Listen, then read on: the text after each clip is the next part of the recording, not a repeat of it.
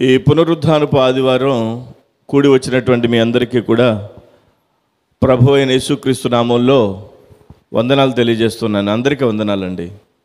మీరు మీ కుటుంబాలు దేవుని సన్నిధిలో ఆశీర్వదించబడి వర్ధిల్లి దేవుని యొక్క కృపను పొంది దేవుని యొక్క నామం మీ యొక్క కుటుంబాల ద్వారా మహిమ పొందునుగాక. ఈరోజు దేవుని యొక్క వర్తమానాన్ని కొద్ది నిమిషాలు జాగ్రత్తగా మనం విందాం. ఈ వర్తమానం మనం వినేటప్పుడు కొన్ని విషయాలను మనం గుర్తు చేసుకోవాలి. మనుష్యులు సాధారణంగా ఈ విధంగా వాపోతూ ఉంటారు. ఎలా అంటే, వాళ్ళందరూ నన్ను నీ బ్రతికింతే, నీ జీవితం ఇంతే, నువ్వు ఇంకా నీ బ్రతుకు నీ జీవితం ఇంకా మారదో అని అంటున్నారు అని బాధపడతారు. వాళ్ళందరూ ఎప్పుడు చూసినా నువ్వు ఇలాగే ఉంటావు, నీ బ్రతుకు మారదు, నీ బ్రతికింతే అని చెప్పి అంటూ ఉంటారు అని వాపోతూ ఉంటారు. మరికొంతమంది నా బ్రతికింతే అని చెప్పి వాళ్ళంతటా వాళ్ళు అనుకుని వాపోతూ ఉంటారు, బాధపడుతూ ఉంటారు. కొంతమంది ఏమో ఎవరో అన్నారని చెప్పి బాధపడతారు. మరికొంతమంది ఏమో వాళ్ళంతటా వాళ్ళే ఇంక నా బ్రతుకు ఇంతే, నా బ్రతుకు ఇంకా నా తలరాతి ఇంతే, నా జీవితం ఇంతే, ఇంకేం చేయను అని చెప్పి బాధపడుతూ ఉంటారు. మీరు ఎప్పుడన్నా అలా అనుకున్నారా? ఏదైనా విషయంలో నా బ్రతికింతే అని ఎవరైనా మనల్ని అంటారు. ఆ విధంగా బాధపడే వాళ్ళు కొంతమంది. ఇక నా బ్రతికింతే అని చెప్పి మనకు మనమే డిసైడ్ చేసుకుని బాధపడేటువంటి పరిస్థితి ఒకటి. దేవుడే ఇక నీ బ్రతికింతే, నువ్వు ఇంక మారో అని చెప్పి మన గురించి దేవుడే అంటే ఓసారి ఊహించండి, ఏమైనా అవకాశం ఉంటుందండి? బాగా వినాలి. ప్రజలందరూ నీ బ్రతికింతే, నీ తలరాతింతే, నీ జీవితం ఇంతే అని అంటున్నప్పుడు బాధ కలుగుద్ది. ఒకవేళ ఎవ్వరు మనల్ని అనకుండా మనంతటా మనమే ఇక నా బ్రతికింతేరా బాబు, నా జీవితం ఇంతే, నా తలరాతి ఇంతే, ఇంక నాకు ఇంతే రాసి పెట్టుంది అని చెప్పి మనకు మనమే బాధపడిపోయేటువంటి పరిస్థితులు ఉన్నప్పుడు కూడా బాధ కలుగుద్ది మనసుకి. ఎవరో అనడం కాదు, మనం అనుకోవడం కాదు, అసలు దేవుడే నీ బ్రతికింతే, ఇంక నువ్వింతే, నీ జీవితం ఇంతే, నువ్వు ఇంకా మారవు అని చెప్పి ఒక వ్యక్తిని గురించి లేదా ఒక జనాంగం గురించి అన్నప్పుడు ఆ పరిస్థితి ఎలా ఉంటుందో ఒకసారి ఊహించండి. ఇక్కడ ఈరోజు అలాంటి పరిస్థితుల్లో దేవుడు ఏం చేస్తాడు అనేటువంటి ఒక ఆలోచన మీ ముందు పెట్టడానికి ఇష్టపడుతున్నాను. యోవేలు గ్రంథం నుండి ఒక వచన భాగాన్ని మీ చేత చదివిస్తాను. యోవేలు గ్రంథము 2వ అధ్యాయము, యోవేలు గ్రంథము 2వ అధ్యాయము 13వ వచనం నేను చదువుతున్నాను, వినండి. మీ దేవుడైన యెహోవా కరుణావాత్సల్యములు గలవాడును, శాంతమూర్తియు, అత్యంత కృపగలవాడునై ఉండి తాను చేయనుద్దేశించిన కీడును చేయక పశ్చాత్తాపపడును గనుక మీ వస్త్రములను గాక మీ హృదయములను చింపుకొని ఆయన తట్టు తిరుగుడి. దేవునికి స్తోత్రం కలుగునుగాక. యోవేలు గ్రంథం 2వ అధ్యాయము 13వ వచనం. మన మధ్యలో ఉన్న జోసెఫ్ సారు మూలవాక్యాన్ని ఆయన స్టేటస్లో పెట్టుకుంటారు, మూలవాక్యాన్ని మన గ్రూప్లో కూడా పెట్టేస్తారు, 2-3 రెఫరెన్సులు కూడా. చాలా సంతోషపడతాను నేను. దేవునికి స్తోత్రం కలుగునుగాక. ఈరోజు ఈ యొక్క వర్తమానం మనం ఈ వచ్చిన భాగం నుంచి ధ్యానం చేద్దాం. ఏమని వ్రాయబడింది? యోవేలు గ్రంథం 2వ అధ్యాయం 13వ వచనంలో, మీ దేవుడైన యెహోవా ఎలాంటి దేవుడంటే కరుణావాత్సల్యములు గల దేవుడు. ఎవరైనా కరుణా వాత్సల్యం కలిగినటువంటి దేవుడు, కరుణ గలవాడు, వాత్సల్యం చూపించేవాడు. శాంతమూర్తి, ఆయన ఎవరు? శాంతమూర్తి, ఆయన అత్యంత కృపగలవాడు. ఆయన లక్షణాలను చెప్తున్నాడు యోవేలు గ్రంథకర్త. కరుణా వాత్సల్యములు గలవాడు, శాంతమూర్తి, అత్యంత కృప కలిగిన వాడై ఉండి, అలాంటి దేవుడై ఉన్నటువంటి వాడు ఏదైనా కీడు చేయాలంటే ఇక నీ బ్రతికింతే, నీ జీవితం ఇంతే, నువ్వు మారవు, నీ బ్రతుకు మారదు, నీ పరిస్థితులు మారవు అని ప్రజలు కాదు, నువ్వు కాదు, నీ దేవుడే ఒకవేళ నీ దేవుడే అనుకుంటే అలాంటి పరిస్థితుల్లో ఆ దేవుడు కీడును చేయనుద్దేశించిన, అంటే చేయాలనుకున్న కీడుని, ఇవ్వాలనుకున్న శాపాన్ని ఇవ్వక, కీడును చేయక పశ్చాత్తాపపడును. కనుక మీ వస్త్రములను కాక మీ హృదయములను చింపుకొని ఆయన తట్టు తిరుగుడి. దేవుడు ఒకవేళ వీడికి బ్రతుకు మారదో, వీడి జీవితం మారదో, వీడి మీదకి శాపం ఇవ్వాలి, వీడి మీదకి ఒక రకమైనటువంటి ఆ యొక్క శాపగ్రస్తమైన స్థితికి వీడిని అప్పగించేయాలని ఎవరి గురించైనా, ఏ జనం గురించైనా, ఏ వ్యక్తి గురించైనా అనుకున్నా కానీ ఆయన వాత్సల్యం కలిగిన వాడు, కరుణ కలిగిన వాడు, శాంతమూర్తి. కాబట్టి ఆయన చేయాలనుకున్న కీడును చేయకుండా ఆయన ఏం చేస్తాడంటే కీడుకు ప్రతిగా మేలు చేస్తాడట. ఎప్పుడు ఈ విధంగా చేస్తాడు అనంటే మన బట్టలు కాకుండా మన హృదయాన్ని చింపుకోవాలట. దేవునికి స్తోత్రం. హృదయాన్ని చింపుకోవాలంటే గుండెకాయని చీల్ చేసుకోవాలా? హృదయం చింపుకోవడం అంటే ఏమి అర్థం దాంట్లో? చూడండి, 12వ వచనం చదవండి. ఇప్పుడు యోవేలు గ్రంథం 13వ వచనం చదువుకున్నాం, 12వ వచనం చదవండి. ఇప్పుడైనను,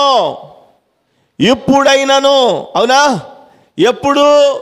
దేవుడు ఇలా అనుకున్న తర్వాత అయినను, ఇప్పుడైనను, మనము శాపానికి అప్పగించబడిన తరువాత అయినను, ప్రజలందరూ నీ బ్రతికింతే, నీ యొక్క బ్రతుకు మారదు, నీ తలరా తింతే ఇక నీ జీవితం మారదు అని ప్రజలందరూ అనుకున్నప్పుడైనను, ఒకవేళ నీ హృదయంలో నువ్వే ఇంక నా బ్రతికింతే, నా కష్టాలు ఇంతే, నా శాపం ఇంతే, నా యొక్క పరిస్థితులు ఇంతే, నా తలరా తింతే అని నీకు నువ్వు అనుకున్నా కానీ ఇప్పుడైనను, ఇలా అనుకున్న తర్వాత అయినను మీరు ఉపవాసముండి, ఇప్పుడైనను మీరు ఉపవాసముండి కన్నీరు విడుచుచు దుఃఖించుచు మనఃపూర్వకంగా తిరిగి నా యొద్దకు రండి. దేవునికి స్తోత్రం. ఇప్పుడైనా దేవుడే ఒకవేళ నిన్ను శాపానికి అప్పగించేయాలని డిసైడ్ అయిపోయిన తరువాత అయినా, ప్రజలందరూ నీ బ్రతికింతే అని ఒక సర్టిఫికెట్ ఇచ్చేసిన తర్వాత అయినా, ఇక నీకు నువ్వే ఇక ఇంట్లో కూర్చుని నా తలరా తింటే, నా బ్రతికింతే, నా జీవితం ఇంతే, చిగురు లేదు, ఇంకా నా జీవితానికి మోడుబారిపోయింది అని అనుకున్న తర్వాత అయినా, ఇప్పుడైనా ఉపవాసం ఉండి కన్నీళ్లు విడుస్తూ దుఃఖపడుతూ మనఃపూర్వకంగా ఆయన యొద్దకు వస్తే, ఆయన చేయనుద్దేశించిన కీడును చేయక, చేయనుద్దేశించిన కీడును చేయక ఆయన ఏం చేస్తాడట? మేలు చేస్తాడట. దేవునికి స్తోత్రం కలుగునుగాక. హల్లెలూయా. అంతేకాదు, అయ్యయ్యో వీళ్ళకి ఎందుకని ఇలా చేద్దాం అనుకున్నాను అనుకుంటాడట. హల్లెలూయా. వీళ్ళకి ఇక వీరి జీవితంలో నా దగ్గరకు వచ్చారు, వీళ్ళు మనఃపూర్వకంగా నా దగ్గరకు వచ్చారు, కన్నీళ్లు విడిచారు, వీళ్ళు దుఃఖపడ్డారు, వీళ్ళు ప్రార్థన చేశారు, ఉపవాసం ఉన్నారని వాళ్ళు తట్టు చూసి జాలి పడతాడట దేవుడు. దేవునికి స్తోత్రం కలుగునుగాక. హల్లెలూయా. అర్థమవుతుందా మీకు ఈ విషయం? నేను చెప్పే మాటలు మీకు అర్థమవుతున్నాయా? ఏదైనా ఏ విషయంలోనైనా నా తలరా తింతే, నా బ్రతికింతే, ఇక నా జీవితం ఇంతే అని సరిపెట్టుకున్నటువంటి పరిస్థితుల్లో ఉంటే, అలాంటి పరిస్థితుల్లో ఒకవేళ ఉంటే ఒక చిగురించే ఆశ. దేవునికి స్తోత్రం. హల్లెలూయా. ఒక చిగురించే జీవితంలో ఒక చిగురు పుట్టించే ఆశ కలిగించేటువంటి మాట ఇది. ఆయన చేయనుద్దేశించిన కీడును చేయక, ఆయన చేయనుద్దేశించిన కీడును చేయక ఎప్పుడు, ఇప్పుడైనను అని 12వ వచనంలో మనం చదువుకున్నాం. అంటే దేవుడు ఒకవేళ కీడు చేయాలని, శాపం ఇవ్వాలని, ప్రజలకేళ మనం శాపంలో ఉన్నామని, మనంతటా మనమే మన తలరా తింటేనని అనుకున్నప్పుడు అయినను మనం మనపూర్వకంగా ఉపవాసం ఉండి దుఃఖించుచు కన్నీళ్లు విడుస్తూ దేవుని యొద్దకు తిరిగి వెళ్ళినప్పుడు దేవుడు చేయనుద్దేశించిన కీడును చేయక మనకు మేలు చేసే దేవుడై ఉన్నాడు. దేవునికి స్తోత్రం. హల్లెలూయా. దేవుడు ఒక ఆజ్ఞ ఇచ్చిన తర్వాత ఆజ్ఞను మనం మార్చగలమా? దేవుడు ఒక ఆజ్ఞ ఇచ్చిన తర్వాత ఆజ్ఞను మనం మార్చగలమా? దేవుడు ఒక మాట అన్న తర్వాత ఆ మాటను మనం మార్చగలమా? గవర్నమెంట్ ఒక జీవో ఇచ్చేసింది అనుకోండి, ఆ జీవోను మనం మార్చగలమా? గవర్నమెంట్ జీవో ఏంటి? కరెంటు వాడుకోవాలి, కరెంటు బిల్లు కట్టాలి. ఏమండి, మేము అసలు కరెంటు బిల్లు కట్టమండి, కరెంటు మాత్రం వాడుకుంటామండి అని అంటే, ఈ ఊరు వాళ్ళందరం కరెంటు కట్టమండి, కరెంటు బిల్లు కట్టమండి, మమ్మల్ని వదిలేయండి, ఆజ్ఞ నుంచి మమ్మల్ని విడిచిపెట్టండి అని అంటే ఒప్పుకుంటారా గవర్నమెంట్? జీవో ఒప్పుకుంటుందండి? ఏమండి, ఒప్పుకోదు. నీళ్లు వాడుకుంటాం, కుళాయి నీళ్ళు, సంవత్సరానికి ఎంతని పంచాయతీ వారికి మనం కుళాయి పన్ను కట్టాలి. అది ఒక ఆర్డర్, అది ఒక ఆజ్ఞ, దాన్ని మనం పాటించాలి. దేవుని యొక్క ఆజ్ఞ మనం మార్చలేం. ఇక్కడ వ్రాయబడింది, దేవుడే ఒకవేళ అనుకున్న ఆయన మనసును మార్చగలిగేటువంటి ఒక అవకాశం మనకుంది. అదేంటంటే కన్నీళ్లు విడుస్తూ దేవుని దగ్గర మొర్ర పెట్టడం. దేవునికి స్తోత్రం కలుగును గాక. ఈరోజు కొన్ని విషయాలు మీకు నేను తెలియజేస్తాను. దేవునికి స్తోత్రం కలుగును గాక. హల్లెలూయా. మీకు బైబిల్లో ఒక వ్యక్తిని గురించి తెలుసు, యోనా అనేటువంటి భక్తుని గురించి మీకు తెలుసు. హల్లెలూయా. యోనా అనేటువంటి భక్తుని గురించి మీకు తెలుసు. యోనా గ్రంథాన్ని ఒకసారి తెరచి చూద్దాం. యోనా అనేటువంటి ప్రవక్త బైబిల్ గ్రంథంలో మనకు కనిపిస్తాడు. ఎవరున్నారు చెప్పండి, పేరు చెప్పండి, బిగ్గరగా చెప్పండి. ఏ ఉపవాసం ఉన్నారా? ఆదివారం ఉపవాసం ఉంటారు కదా మీరు. బిగ్గరగా చెప్పండి, ఎవరు? ఇంకా బిగ్గరగా చెప్పాలి. యోనా తెలుసు కదా మీకు. ఈ యోనా గారు దేవుని యొక్క సేవకుడు. బాగా వినాలి, జాగ్రత్తగా వినాలి. యోనా దేవుని యొక్క సేవకుడు, ఆయన ఒక ప్రవక్త. దేవుడు యోనాని పిలిచి యోనాతో అన్నారు, యోనా, హాలేలు చదవండి. యోనా గ్రంథం 1వ అధ్యాయం, యోనా గ్రంథం 1వ అధ్యాయం 1వ వచనం నుంచి చదవండి. యెహోవా వాక్కు అమిత్తయి కుమారుడైన యోనాకు ప్రత్యక్షమై ఇలాగూ సెలవిచ్చెను, నీనెవే పట్టణస్థుల దోషము నా దృష్టికి ఘోరమాయను గనుక నీవు లేచి నీనెవే మహాపట్టణమునకు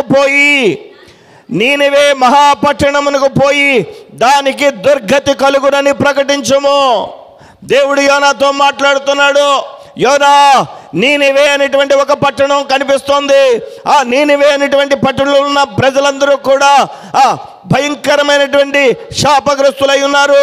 వారి దోషము నా దృష్టికి కనపడింది, కాబట్టి వాళ్ళకి దుర్గతి పట్టబోతుందని నువ్వు వెళ్ళి చెప్పి రా, ఆ నీనెవే పట్టణానికి వెళ్ళు అని చెప్పి యోనా గారితో చెప్పాడు. దేవుడు చెప్పాడు. యోనా గారితో చెప్తే యోనా ఆలోచించాడు. దేవుడా, ఏం చెప్పమంటావు? దుర్గతి పట్టబోతుందని చెప్పమంటావా? దుర్గతి పట్టబోతుందంటే దాని అర్థం ఏంటి? నాశనమైపోతారు అని చెప్పి రావాలట. ఏదైనా ఊరెళ్ళి మీరు నాశనం అయిపోతారని అని చెప్తే ఊరు కదలనిస్తారండి? చెప్పండి మనలో మనమాట. ఏదైనా ఊరెళ్ళి ఆ ఊరిలో మైకులు ఎట్టి మీరంతా నాశనం అయిపోతారో అని చెప్తే ఏమండి అసలు ఊరుకుంటారు జనాలు? అదే మీరందరూ బాగుపడతారు, మీరందరూ దీవించబడతారు, మీ పిల్లలు ఆశీర్వదించబడతారు, మీ పొలాలు ఆశీర్వదించబడతాయి, మీ యొక్క గేదెలు మంచిగా పాలిస్తాయి, మీరందరూ బాగుంటారు అని అంటే బాగానే చెప్పాడు అనుకుంటారు. అవునా కాదా? మొహమాట పడతారని చెప్పడానికి. అవునా? ఈ నీనివే వెళ్ళి మీకు దుర్గతి పట్టబోతుందని తన ప్రవక్త అయినటువంటి యోనాకి చెప్పి రమ్మన్నాడు దేవుడు. చూసారా ఎంత ట్విస్టో? వెళ్ళి దేవుని వాక్యం చెప్పి రావాలి, మీరు నాశనం అయిపోతారట దేవుడు చెప్పమన్నాడని. యోనాకి భయం వేసింది.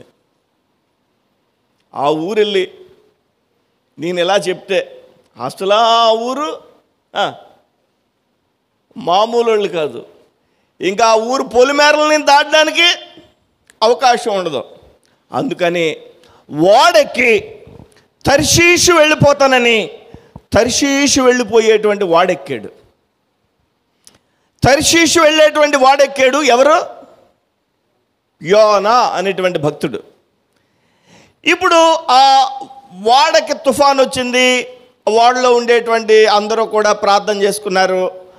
వాళ్ళ వస్తువులన్నీ కింద పడేశారు. మొత్తం మీద యోనాని కింద పడేశారు, సముద్రంలో పడేశారు. ఒక గొప్ప మత్స్యం ఒకటి యోనాని మింగేసింది. అదంతా మనకి తెలుసు. దేవుడు గొప్ప మత్స్యం గొడుగులో 3 రోజులు పెట్టాడు యోనాని. యేసయ్య సమాధిలో ఎన్ని రోజులు ఉన్నాడు చెప్పండి? యేసయ్య అన్నాడు, యోనా ఏ విధంగా ఆ యొక్క గొప్ప మత్స్యపు కడుపులో 3 దినాలు ఉన్నాడో అలాగే మనుష్య కుమారుడు కూడా సమాధిలో 3 దినాలు ఉంటాడు అని చెప్పి ఆయన చెప్పడం జరిగింది. దేవునికి స్తోత్రం కలుగును గాక. హల్లెలూయా. ఇక్కడ గమనించాల్సింది ఏంటి అని అంటే, ఈ 3 రోజులు ప్రయాణం చేసి గొప్ప మత్స్యం ఏం చేసిందో తెలుసా? వినాలి, బాగా వినాలి మీరు. 3 రోజులు ప్రయాణం చేసి ఈ ఓడ దగ్గరలో ఓడ మించి పడిపోయాడు యోనా. పడిపోయినటువంటి ఆ ప్రజలు యోనాని క్రింద పడేశారు. ఎందుకంటే ఓడ మునిగిపోద్ది కాబట్టి యోనాని క్రింద పడేశారు. యోనాని ఎక్కడికి వెళ్ళమన్నాడు దేవుడు? ఈ పక్కనే ఉంది నీనివే వెళ్ళమన్నాడు. ఎక్కడికి వెళ్ళాడు? ఈ అవతల ఒడ్డునున్న తర్షీషు వెళ్ళిపోతున్నాడు. ఓడలో వెళ్ళిపోతుంటే ఓడ తుఫానులో చిక్కుకుంది. ఓడలోంచి కింద పడేశారు అందరూ. నా గురించే ఈ తుఫాను వచ్చిందని చెప్పాడు యోనా. కింద పడేశారు. చేప గొప్ప మత్స్యం ఒకటి వచ్చి మింగేసింది. మింగినటువంటి ఆ యొక్క గొప్ప మత్స్యం ఏం చేసిందో తెలుసా? అలా ఈదుకుంటా వెళ్ళి ఎక్కడికైతే యోనాని వెళ్ళమన్నాడో, ఏ పట్టణంలో అయితే మీకు దుర్గతి పట్టింది అని చెప్పమన్నాడో ఆ పట్టణం దగ్గరికి వెళ్ళి ఆ ఒడ్డున నోరు తెరిచి కక్కేసింది యోనాన్ని. దేవునికి స్తోత్రం. హల్లెలూయా. అంటే తనంతట తాను వెళ్ళకపోయినా మెళ్ళ పట్టి అలాగ నీటిలో తిప్పి ఎక్కడ కక్కించాడు దేవుడు? ఎక్కడైతే నేను చెప్పి రమ్మన్నానో, ఏ పట్టణానికైతే దుర్గతి పట్టిందని చెప్పమన్నానో ఆ పట్టణానికి వెళ్ళి నువ్వు చెప్తావా లేదా అని చెప్పి యోనాని అలా ఈ నీటిలో చేప ద్వారా వీధించి అక్కడ కక్కించాడు. వినిపిస్తుందా మీకు? ఆ చేప కడుపులోంచి బళ్ళు మన కక్కితే ఇసుక తిప్ప మీద పడ్డాడు మనోడు. బీచ్లో పడ్డాడు. సముద్రంలోంచి ఆ బీచ్లో పడేసరికి బీచ్లోంచి లేచి ఇలా చూస్తున్నాడు. ఆ సముద్రంలో ఆ చేప మరలా వెనక్కి వెళ్ళిపోతుంది. దేవునికి స్తోత్రం. హల్లెలూయా. ఇది చూసేసరికి ఈ పట్టణం ఏంట్రా అబ్బాయి అని అంటే అది నీనివే పట్టణం. అయ్యో ఓయ్, దేవుడు ఎంత గొప్ప దేవుడు. నేను నీనివే వెళ్ళకూడదు అనుకున్నాను. నీనివే వెళ్ళి ఈ నీనివే వాళ్ళకి, నీనివే అనేటువంటి పట్టణస్తులకి దుర్గతి పట్టింది, మీరు నాశనం అయిపోతారు, మీరు దోషులు ఉన్నారని చెప్పి రమ్మన్నాడు. ఆ మాట చెప్పడానికి భయపడ్డాను. ఇప్పుడు మరలా ఇక్కడికి తీసుకొచ్చాడు దేవుడు అని చెప్పి తనలో తాను అనుకునే ఇంకేం చేస్తాను, ఇప్పుడు ఇంకేం చేస్తాను? నీనివే పట్టణం వెళ్ళి చెప్తాను, ఏమైతే అది అయింది అని తనలో తాను డిసైడ్ అయ్యి ఏం చేశాడు దేవుడు? యోనాని నడిపిస్తున్నాడు. మనం ఒక విషయం గమనించాలి, దేవుడు మన చేత చేయించాలనుకున్నదే గంతే. దేవునికి స్తోత్రం కలుగును గాక. హల్లెలూయా. ఈ యోనా నడుచుకుంటా, బీచ్లోంచి నడుచుకుంటా నీనివే పట్టణంలోకి వెళ్ళిపోయాడు. పట్టణంలోకి వెళ్ళిన తర్వాత యోనా చెప్పడం ప్రారంభించాడు, నీనివే ప్రజలారా, మీ దోషము దేవునికి కనిపించింది. మైకులు ఉన్నాయా? ఏమన్నా ఏమండే? ఇప్పుడు మైకు లేకుండా మీటింగ్ పెట్టమన్నా పెడతామా? మైకులు ఉన్నాయి ఏమన్నా?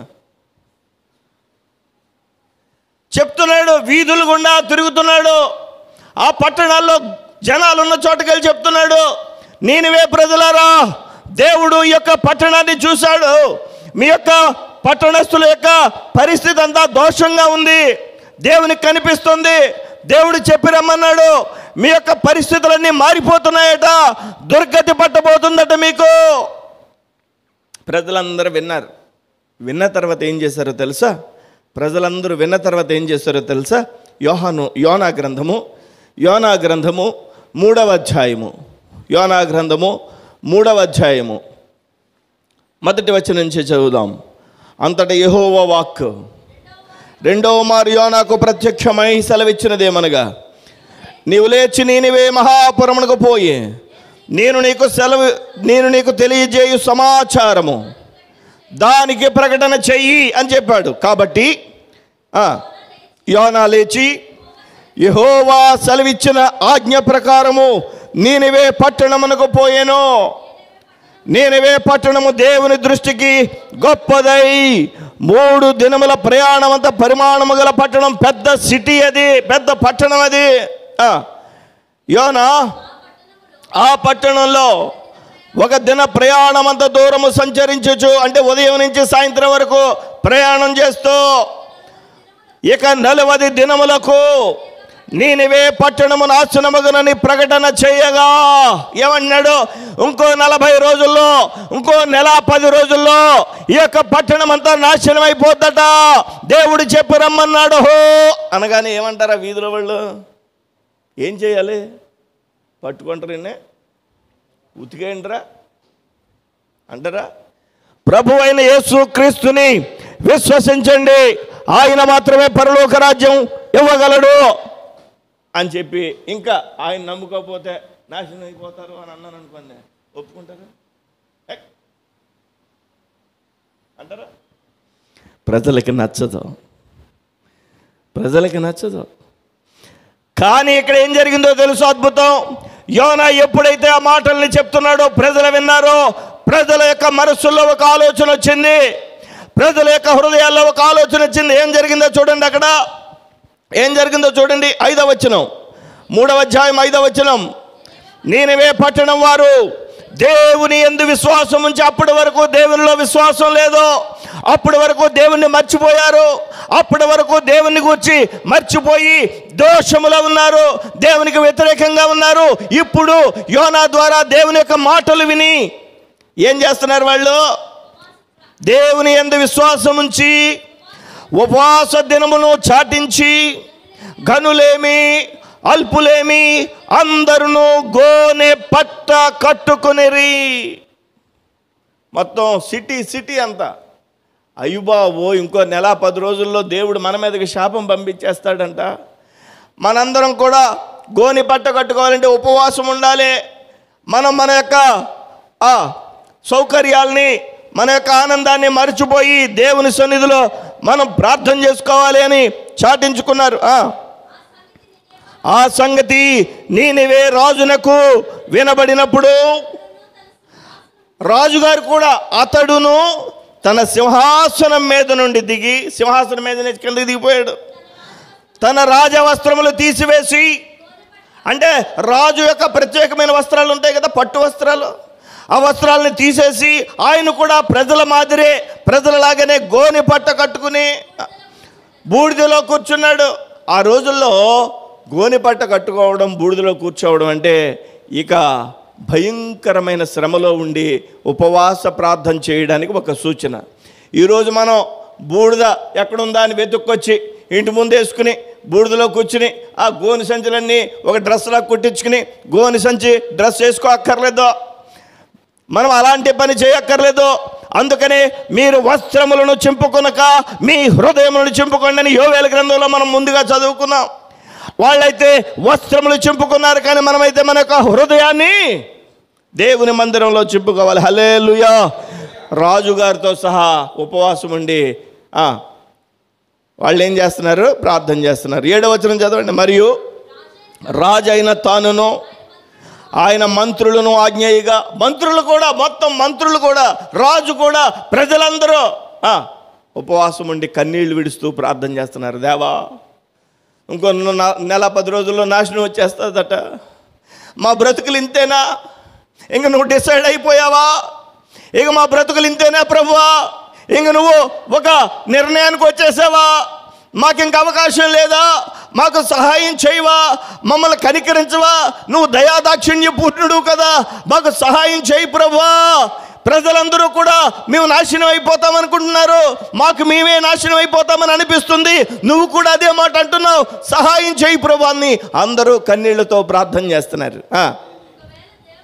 8వ వచనం, ఒకవేళ దేవుడు మనస్సు త్రిప్పుకుని పశ్చాత్తాప్తుడై, అంటే చేయాలనుకున్న చేయను దేశించిన కీడును చేయక, ఇందా చదువుకున్నాం మనం, మనము లయము కాకుండా, అంటే మనం నాశనం అయిపోకుండా తన కోపాగ్ని చల్లార్చుకును గనుక మనుషులు ఏది పుచ్చుకునకూడదు. ఏది పుచ్చుకునకూడదట. దేవునికి స్తోత్రం. అంటే ఉపవాసం ఉన్నప్పుడు ఇంత ఉప్మా తినేసి ఉపవాసం ఉండటం కాదు. హల్లెలూయా, హల్లెలూయా. 6 చపాతీలు తినేసి నేను ఉపవాసం ఉన్నానని చెప్పడం కాదు. 3 జ్యూసులు ఏమండి తాగేసి ఉపవాసం ఉన్నామని చెప్పడం కాదు. దేవుని సన్నిధిలో ఉపవాసం అంటే దేవుని యొక్క సన్నిధిలో ఇక దేని మీద మనసు లేకుండా ప్రభు యొక్క సన్నిధిలో ఉపవాసం ఉండి కన్నీళ్లు విడుస్తూ, ప్రభువా ఈ శాపాన్ని తొలగించవా, నువ్వు తప్ప మాకు వేరే ఆధారం లేదు, మాకు కనికరం చూపించవా అని కన్నీటితో పశ్చాత్తాపడి దేవుని సన్నిధిలో అడగడం. హల్లెలూయా. చదవండి 8వ వచనం మరలా. ఒకవేళ దేవుడు మనస్సు తిప్పుకుని పశ్చాత్తాపుతుడై మనము లయము కాకుండా తన కోపాగ్నిలు చల్లార్చుకును గనుక మనుషులు ఏది పుచ్చుకొనకూడదు. పశువులు కానీ, ఎద్దులు కానీ, గొర్రెలు కానీ. అయ్యి బాబోయ్, ఇదేం ఉపవాసం అండి? మీరు ఎప్పుడైనా విన్నారా? ఒకవేళ దేవుడు మనస్సు తిప్పుకుని పశ్చాత్తాప్తుడై మనము లయము కాకుండా తన కోపాగ్ని చల్లార్చుకును గనుక మనుష్యులు ఏది పుచ్చుకొనకూడదు.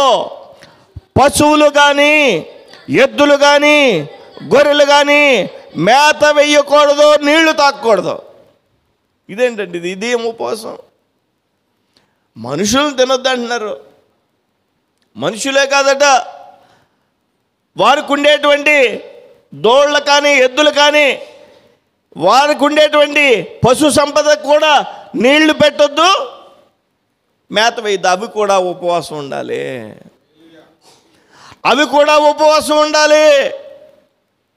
చూసారా నీనివే ప్రజల మధ్యలో ఎంత చైతన్యం వచ్చేసిందో. ఒక పూట వాటికి కూడా దానా వేయొద్దు, అవి కూడా ఉపవాసం ఉంటాయి.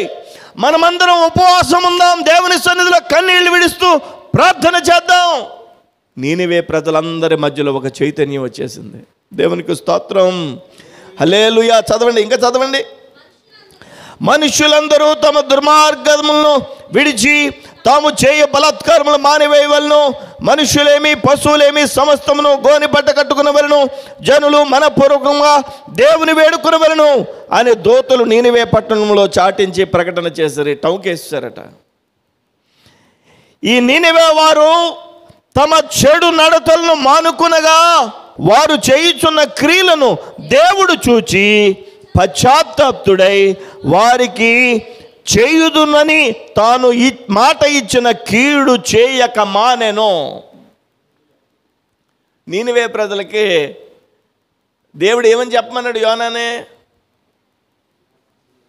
మీరు నాశనం అయిపోతారని చెప్పి రమ్మన్నాడు. యోనా గారు ఏం చేశాడు?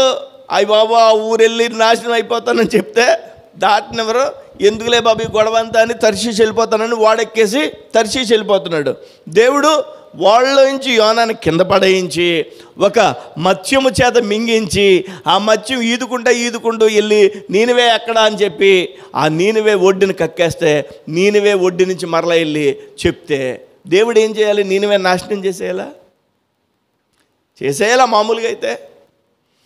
దేవుడు కనికర సంపన్నుడు, వాత్సల్యపూర్ణుడు కాబట్టి వాళ్ళందరూ ఉపవాసం ఉండి కన్నీళ్లతో ప్రార్థన చేస్తుంటే వాళ్ళకి కీడు చేయాలని అనుకున్న కీడును చేయడం మానేశాడండి దేవుడు.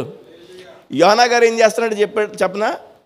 యోనా ఆ పట్టణంలో ప్రకటించేసి ఊరు చివరికి వెళ్ళిపోయి ఒక ఎత్తైన ప్రాంతంలో ఒక పందిరి వేసుకుని పందిరిలో కూర్చుని ఏ టైంకి మొత్తం నాశనం అయిపోద్ది దేవుడు చెప్పి రమ్మన్నాడు కదా, ఎలా నాశనం చేస్తాడు దేవుడు అని చూస్తున్నాడు. దేవుడు కీడు చేయడం మానేశాడు. ఎందుకులే వీళ్ళని ఇంకా ఏడుస్తున్నారు కదా, కన్నీళ్లు పెట్టుకున్నారు కదా, పోన్లే నా దగ్గరికి తిరిగి వచ్చారు కదా, పోన్లే వాళ్ళు పశ్చాత్తాపడి కన్నీటితో ఉపవాసం ఉండి ప్రార్థన చేసుకున్నారు కదా, వాళ్ళ మీద కనికరపడదామని చెయ్యనుద్దేశించిన కీడును చేయక మాని దేవుడు వారిని కాపాడాడట. యోనాకి ఎలా ఉంటుందండి? మరి నేను వెళ్ళనన్నాను, ముందే వెళ్ళనన్నాను, నేను వెళ్ళంటేనేమో నువ్వు వెళ్ళమన్నావు, నేను చెప్పిరానన్నాను నువ్వు చెప్పమన్నావు, నువ్వు చెప్పాక ఇదిగో వాళ్ళు ప్రార్థన చేస్తే నీ మనసు మారిపోతే కరిగిపోతారు నాకు తెలియదటి, వాళ్ళు ప్రార్థన చేస్తారో నీ మనసు కరిగిపోయింది, ఇప్పుడు నా మాట ఏమైంది? బోట పోయింది, నేను చెప్పిరమ్మన్నావు, ఏమనుకుంటారు వాళ్ళంతా? బాధపడుతున్నాడు యోనా. అర్థమవుతుందండి విషయం? అర్థమైందా? ఏమని చదివించాను? ప్రజలందరూ నీ జీవితం ఇంతే, నీ బ్రతికింతే, నీ తలరాతింతే అని నీ గురించి ఎంతమంది అనుకున్నా, నీ గురించి ఒకవేళ నువ్వే అనుకున్నా, నీ గురించి దేవుడే అనుకున్నా, ఆ స్థితిని మార్చగలిగేటువంటి ఒక అవకాశం దేవుడు మనకిచ్చాడు. అదేంటో తెలుసా? కన్నీటి ప్రార్థన. దేవునికి స్తోత్రం. హల్లెలూయా, హల్లెలూయా. దేవుడు తన యొక్క ఆజ్ఞని తిరిగి మార్చుకోగలిగినటువంటి అవకాశం దేని ద్వారా అయినా ఉందంటే అది కేవలం కన్నీటి ప్రార్థన. దేవునికి స్తోత్రం. మన పరిస్థితులను చక్కదిద్దగలిగింది, మన పరిస్థితులను బాగు చేయగలిగింది, మన మీద ఉన్న శాపాన్ని తొలగించగలిగింది, మన మీద ఉన్నటువంటి కఠినమైనటువంటి ఆ యొక్క పరిస్థితిని తొలగించగలిగి మనల్ని ఆశీర్వదించేది, నెమ్మదినిచ్చేది, సంతోషం ఇచ్చేది, మన తలరాతి ఇంతేలే అని ఆ స్థితిని పోగొట్టేది దేని ద్వారా అంటే చెప్పండి? కన్నీటి ప్రార్థన. హల్లెలూయా. అందుకనే కన్నీటికి చాలా వాల్యూ. వినిపిస్తుందా? కన్నీటికి ఎక్కడ పడితే అక్కడ బుడబుడ దొక్కాలో తీయకూడదు. ఎక్కడ పడితే అక్కడ కన్నీళ్ళు, ఎవరి దగ్గర పడితే వాళ్ళు కన్నీళ్ళు పెట్టుకోకూడదు. కన్నీరు చాలా విలువైంది. హల్లెలూయా, హల్లెలూయా, హల్లెలూయా. దేవునికి స్తోత్రం కలుగునుగాక. కన్నీళ్ళు మనం వేస్ట్ చేసుకోకూడదు. భర్త ఏమన్నా అన్నాడు అనుకోండి, చెప్పండి, వెంటనే కుళాయిలు ఇప్పేస్తాం, కుళాయిలు ఇప్పేసి కూర్చోకూడదు. మీ కన్నీరు చాలా విలువైంది, మీ కన్నీరు చాలా ప్రశస్తమైంది. ఎక్కడ కార్చాలో తెలుసది? దేవుని మందిరంలో. దేవునికి స్తోత్రం. దేవుని సన్నిధిలో ఆ కన్నీరు ఎంత విలువైందో కన్నీరుకి దేవుడు కరిగిపోతాడు. మన శాపాన్ని తొలగిస్తాడు, మన పరిస్థితులను బాగు చేస్తాడు. ప్రజలందరూ ఈడు బ్రతికింతే అని దేని గురించి అనుకున్న ఆ పరిస్థితిని మార్చేయగలిగిన శక్తి ఒక కన్నీటికే ఉంది, కన్నీటి ప్రార్థనకే ఉంది. దేవునికి స్తోత్రం. యోనాతో ఇప్పుడు దేవుడు మాట్లాడుతున్నాడు. యోనా, కోపపడతావేంటి నాయనా? బాధపడతావేంటి నాయనా? బాధపడతావేంటి? పందిట్లో కూర్చున్నాడు, పందిరేసుకుని. ఈ పందిరికి ఒక సొరపాదు మొలిపించాడు దేవుడు. సొరపాదు సొరకాయ పాదు. ఆ పాదు నీడలో మనోడు కూర్చొని చూస్తున్నాడు. పాదుకి ఒక రోజులోనే ఆ 40 రోజుల్లో పాడైపోతాడు అని చెప్పి 40 రోజులు ఇక్కడ వెయిట్ చేస్తున్నాడు కదా. ఒకే ఒక రోజులో పచ్చని పాదు ఏమైందంటే పురుగు పట్టి మొత్తం ఎండిపోయింది, చచ్చిపోయి. అప్పుడు యోనా బాధపడుతున్నాడు. యోనా గ్రంథం 4వ అధ్యాయంలో ఇదంతా ఉంటుంది, చదవండి. యోనా గ్రంథం 4వ అధ్యాయం. యోనా దీన్ని చూచి బహు చిత్తాక్రాంతుడై కోపగించుకుని, కోపం వచ్చేసింది యోనాకి. యెహోవా, నేను నా దేశమందు ఉండగా ఇట్లు జరుగునని నేను అనుకుంటాను కదా, నాకు ముందే తెలుసు కదా నువ్వు ఇలాంటి దేవుడు అని. అందువలననే నీవు కటాక్షమును జాలియు బహుశాంతమును అత్యంత కృపగల దేవుడు అయి ఉండి పశ్చాత్తాపడి కీడు చేయక మానుదువని నేను తెలుసుకుని దానికి ముందుగానే తర్షీషు పారిపోయానయ్యా. నాకు ముందే తెలుసయ్యా నువ్వు ఇలాంటి దేవుడు అని, నువ్వు జాలి కలిగిన దేవుడు అని, ప్రేమ కలిగిన దేవుడు అని. పశ్చాత్తాపడి మరి వాళ్ళు కన్నీటితో ప్రార్థన చేస్తే నువ్వు మనసు తిప్పుకుంటావని నాకు ముందే తెలుసు. నేను బ్రతుకుడు కంటే ఈయన అనుకుంటున్నాడు ఇప్పుడు ఇంకా అనవసరం, నా మాట బోటైంది, ఇక నా మాట బోటైంది. ఏమనుకుంటారు పాటర్ గారు? చెప్పండి ఏమని చెప్పాడు? నాశనం అయిపోతారని చెప్పాడా? నాశనం అయ్యామా అని ప్రజలందరూ నా గురించి అనుకోరా? ఎంత సిగ్గు, ఎంత అవమానం, ఇంక నేను నేను చచ్చిపోతానని అనుకుంటున్నాడు. యోనా వైపు నుంచి వస్తే అది కరెక్ట్గానే అనిపిస్తుంది. దేవుడు అంటున్నాడు ఇక్కడ, నువ్వు ఈ పాదు చచ్చిపోతే బాధపడ్డావు. అధ్యాయం అంతా మీరు ఇంటికి వెళ్ళి చదువుకోండి. పాదు చచ్చిపోతే బాధపడ్డావు నువ్వు, పాదు నీళ్ళలో కూర్చుని ఏం జరుగుద్దో చూద్దామని అనుకుంటున్నావు ఇక్కడ కూర్చుని. వాళ్ళు పశ్చాత్తాపడితే వాళ్ళ మీద జాలిపడి వాళ్ళు నేను కనికరించాను.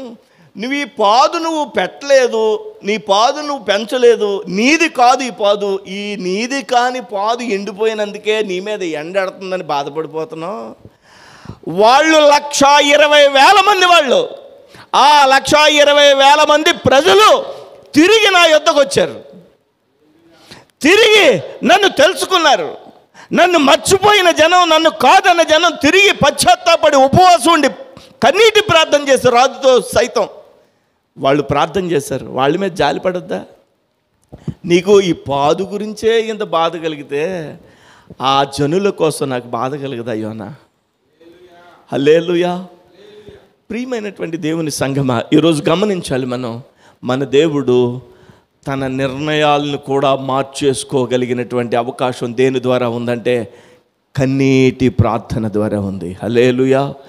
మన మీద ఉన్న శాపం, మన మీద ఉన్న అభయంకరమైనటువంటి దేవుని యొక్క ఉగ్రత ఏదైనా సరే తొలగించబడ్డానికి దుర్గతి పట్టినటువంటి పరిస్థితుల్లో కూడా, శాపగ్రస్తమైన పరిస్థితుల్లో ఉన్న ప్రజలందరూ నీ తలరాతి ఇంతే, ఒకవేళ నీకు నువ్వే నా బ్రతికింతే, నా తలరాతి ఇంతే, నా జీవితం ఇంతే అని అనుకున్నా కానీ దేవుడు నీ పరిస్థితిని మార్చగలిగినటువంటి పరిస్థితి ఒక కన్నీటి ప్రార్థన ద్వారా ఉంది. హల్లెలూయా, హల్లెలూయా, హల్లెలూయా, హల్లెలూయా.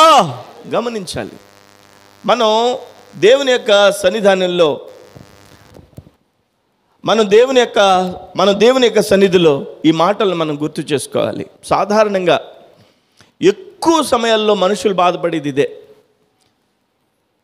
ఇంక నా బతికింతే. పైకి ఎవరో చెప్పక్కర్లేదు, తల ఒప్పక్కర్లేదు. నేను అనుకుంటున్నాను మీరందరూ నాతో సహా ఆయా సమయాల్లో ఇంతే మారుతుందా నా బతుకు, ఇక నాకు అవకాశం ఉందా అని అనుకున్న సందర్భాలు గతంలో ఉన్నాయి. ప్రభువు కనికరించి మనల్ని, ఆయన చెయ్యును దేశించిన కీడును చేయడం మానేశాడు కాబట్టే ఈరోజు మనం ఇక్కడ కూర్చున్నాం. దేవునికి స్తోత్రం. హల్లెలూయా, హల్లెలూయా. దేవుని యొక్క వాత్సల్యం, దేవుని యొక్క కృప, దేవుని యొక్క కటాక్షం, దేవుని యొక్క శాంతం మనల్ని ఈరోజు క్షేమంగా ఉంచింది. దేవునికి స్తోత్రం. ఇంకొక చిన్న విషయాన్ని మీకు నేను చెప్తాను, వింటారా ముగించేనా? ఇంకొక విషయాన్ని చెప్తాను. ఏమని చెప్తున్నాను ఇంతకీ మీకు? ఏమని అర్థమైంది? ఒకవేళ నీ తలరాతింతేనని ప్రజలందరూ అన్నా, నీకు నువ్వే అనుకున్నా, దేవుడే ఒకవేళ నిర్ణయం చేసిన, అన్నిటినీ మార్చగలిగినటువంటి శక్తి ఒకదానికి ఉంది, అది కన్నీటి ప్రార్థన. దేవుడు మనసు కరిగిపోద్ది. హల్లెలూయా, హల్లెలూయా. ఇప్పుడు ఎలాంటి పరిస్థితుల్లో ఉన్నా, రాబోతున్న పరిస్థితులు ఎలా ఉన్నా, కన్నీటి ప్రార్థనలే మనకు దేవుడు సహాయం చేసి ఆ యొక్క స్థితిని మార్చగలడు. మరొక విషయాన్ని నేను మీకు తెలియజేస్తాను. చూడండి, దేవుని యొక్క వాక్యాలు మనం చదువుకుందాం. సంఖ్యాకాండము 27వ అధ్యాయము 1వ వచనం నుంచి చదువుదాం. అప్పుడు యోసేపు కుమారుడైన మనష్షే వంశస్థులలో సెలోపెహాదు కుమార్తెలు వచ్చిరి. వినాలి, ఇప్పుడు బాగా జాగ్రత్తగా వినాలి.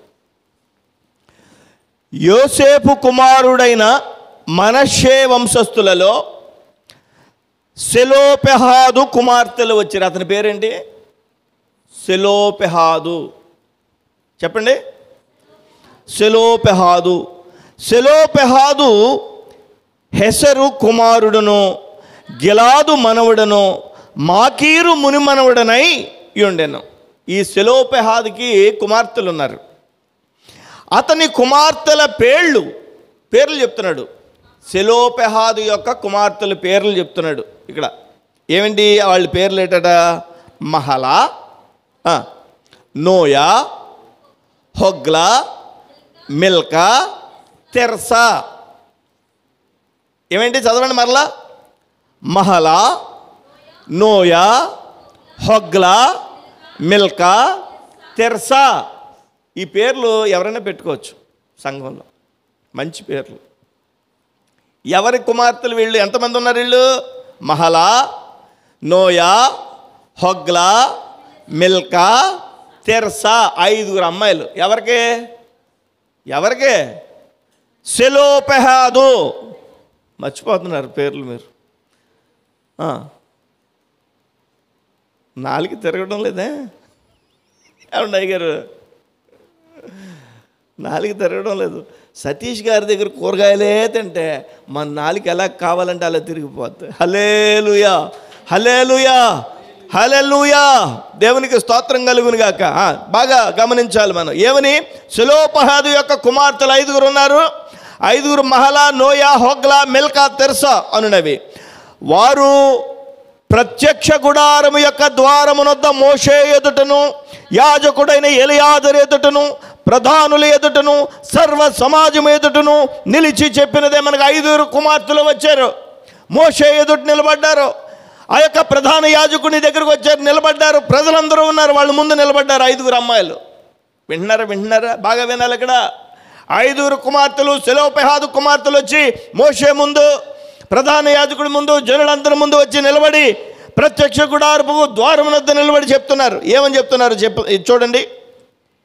మా తండ్రి అరణ్యములో మరణమాయను. అంటే సెలోపెహాదు చనిపోయాడు. మా నాన్నకి 5 కుమార్తెలు. మా నాన్న పేరు సెలోపెహాదు. 5 కుమార్తెలు మేము. అతడు కోరహు సమూహములో, అనగా యెహోవాకు విరోధముగా కూడిన వారి సమూహములో ఉండలేదు. మోషే మీద సణుక్కున్నారు కొంతమంది. మోషే మీద సణుక్కున్నారు. మోషే అంటే మోషే, పాటరు అంటే పాటరు.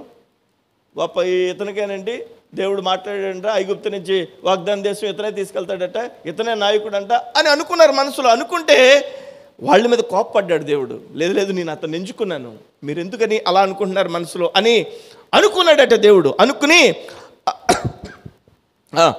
అతడు కోరహ సమూహంలో, అనగా యెహోవాకు విరోధంగా కూడిన వారి సమూహంలో ఉండలేదు, కానీ తన పాపములను బట్టి మృతునందెను.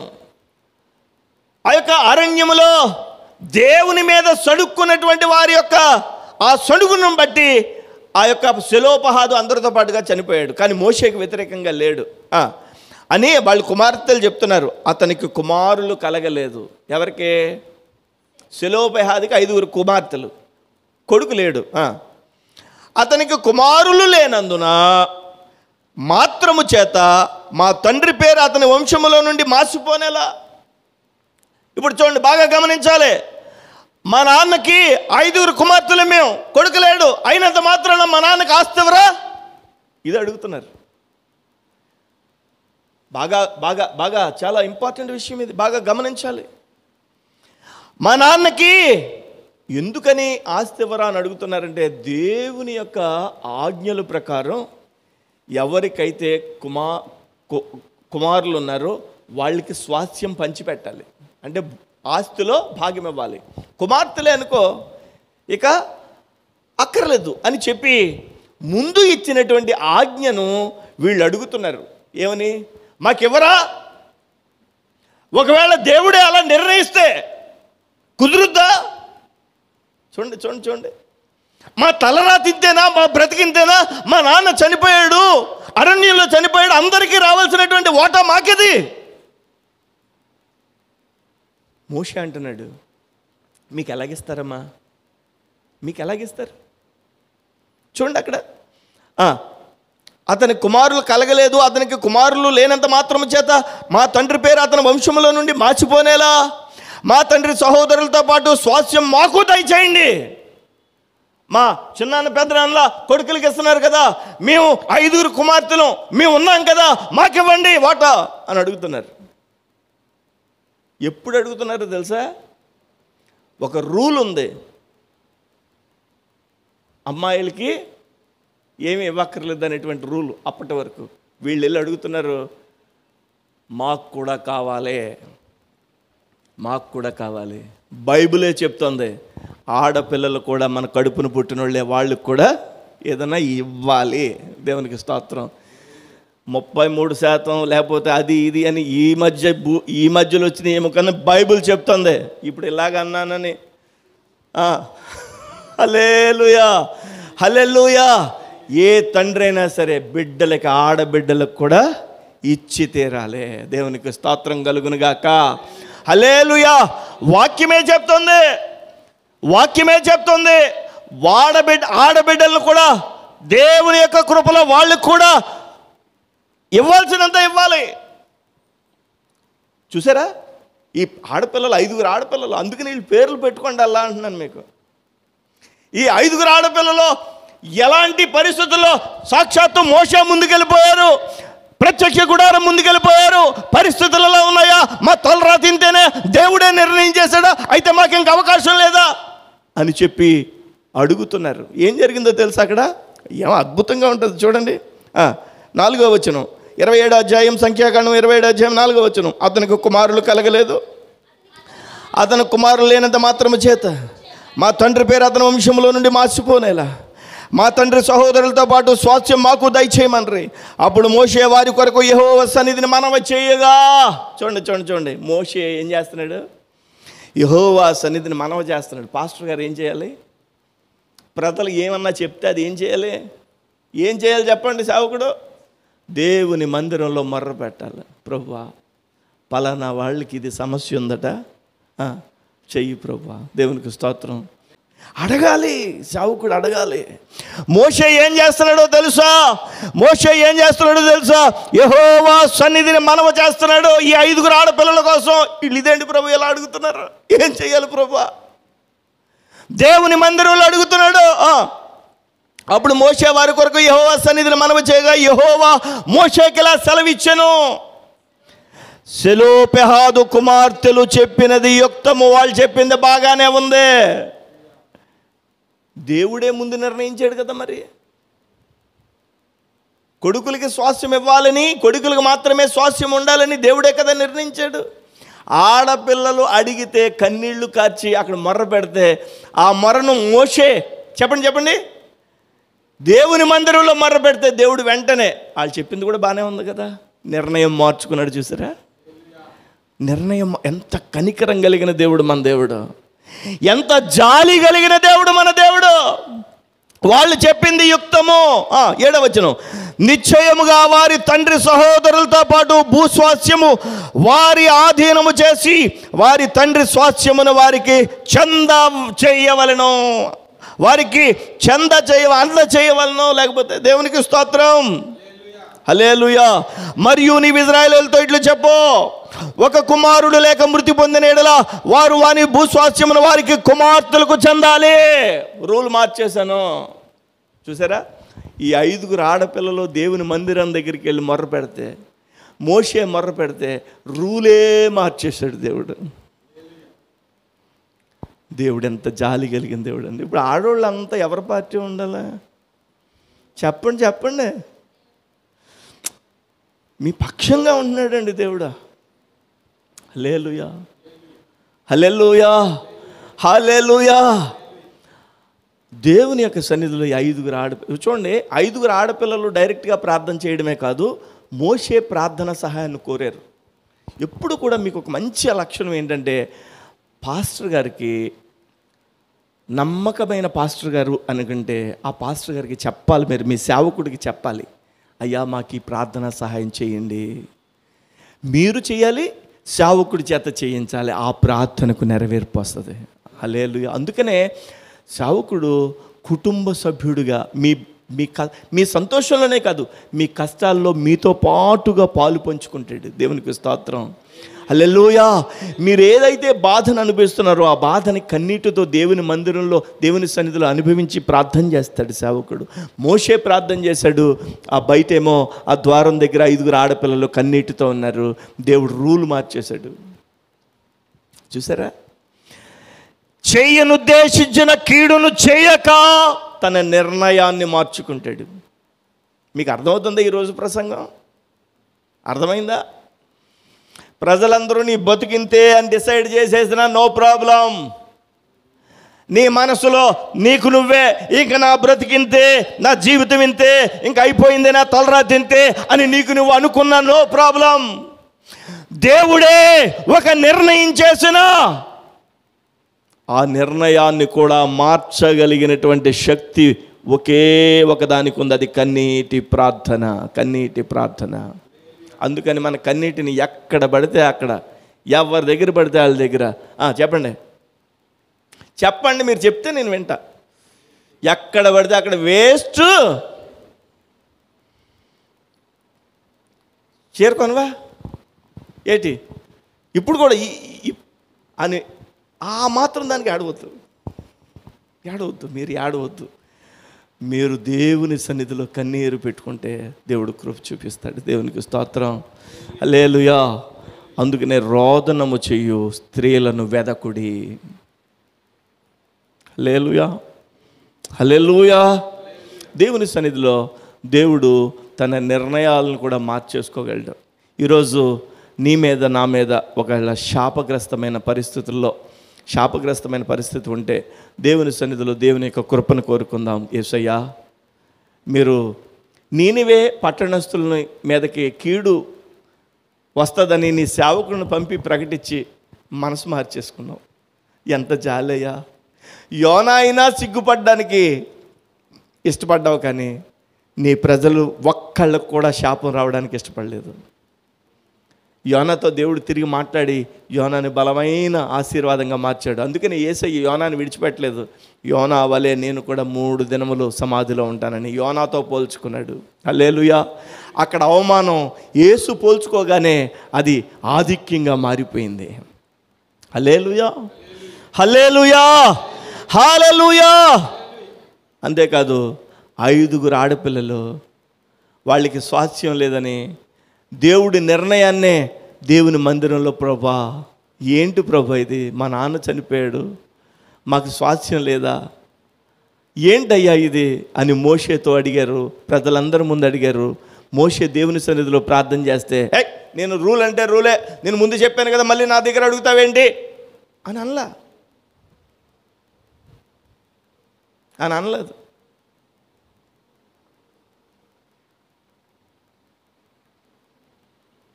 ఆయన అన్నాడు, ఆ ఆడపిల్లలు చెప్పేది యుక్తంగా ఉంది, బాగానే చెప్పారు, వాళ్ళు అడిగేది బాగానే ఉంది, వాళ్ళకి స్వాస్యమి. అంతేకాదు, ఇజ్రాయేలీలందరికీ చెప్పు మొత్తం ఆడపిల్లలకు కూడా స్వాస్యం వస్తుందని. దేవునికి స్తోత్రం. హల్లెలూయా.